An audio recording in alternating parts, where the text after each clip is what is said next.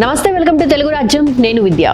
AP రాజకీయాలు ఆసక్తికరంగా మారుతున్నాయి. 2024 ఎన్నికల్లో 11 సీట్లకే పరిమితమైన జగన్ ఇప్పుడు కొత్త రాజకీయం మొదలుపెట్టారు.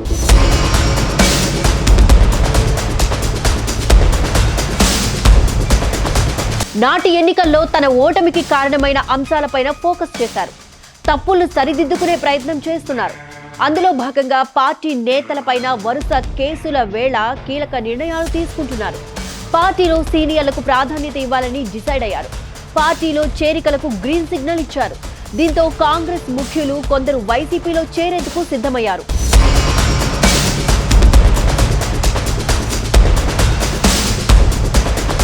ఇందుకు ముహూర్తం కూడా ఖరారైంది.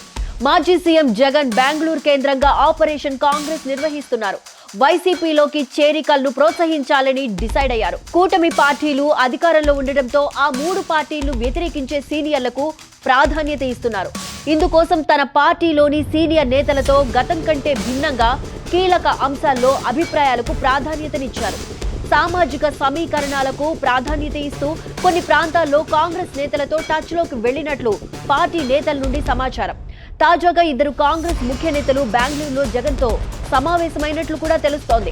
పార్టీలోకి రావడం ద్వారా వచ్చేది తమ ప్రభుత్వమేనని, ఆ సమయంలో తగిన గుర్తింపు ఉంటుందని హామీ ఇచ్చినట్లు తెలుస్తోంది.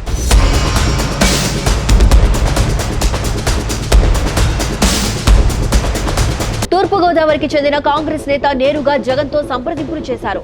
ఆయన తన వారసుడిని పార్టీలో చేర్చే అంశంపైన చర్చించినట్లు సమాచారం. ఆయన్ను కూడా పార్టీలోకి రావాలని జగన్ సూచించారు. ఇందుకు ఆ నేత సమ్మతించినట్లు తెలుస్తోంది.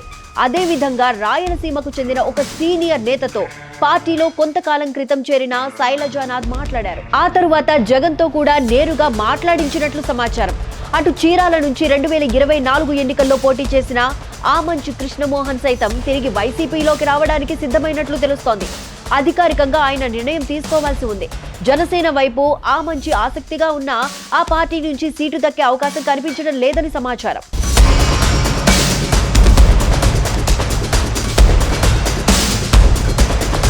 ఇక కాంగ్రెస్ నుంచి 2024 ఎన్నికల్లో పోటీ చేసిన మరో 3 నేతలు వైసీపీలోకి రావడం దాదాపు ఖాయమైంది.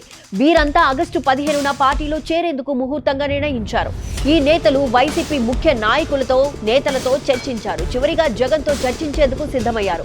ఇప్పటికే సీమ నుంచి టీడీపీలో సుదీర్ఘ కాలం పనిచేసిన సుగవాసి బాలసుబ్రహ్మణ్యం వైసీపీలో చేరారు. అనంతపురంలో టీడీపీ సీనియర్ నేత మాజీ ఎమ్మెల్యే సైతం వైసీపీలోకి వచ్చేందుకు సిద్ధమయ్యారని సమాచారం. ఇప్పటికే పార్టీలో చేరిన సాకే శైలజానాథ్ ద్వారా మరికొందరు కీలక నేతలను పార్టీలో చేరేలా రాయబారం నడుపుతున్నారు. 2024 ఎన్నికల్లో కాంగ్రెస్ ఓట్లు కొన్ని నియోజకవర్గాల్లో వైసీపీ పైన ప్రభావం చూపాయి. దీంతో ఇప్పటి నుంచే ఆ పార్టీ నేతల్ని టార్గెట్ గా బెంగళూరు నుంచి జగన్ ఆపరేషన్ కొనసాగుతోంది.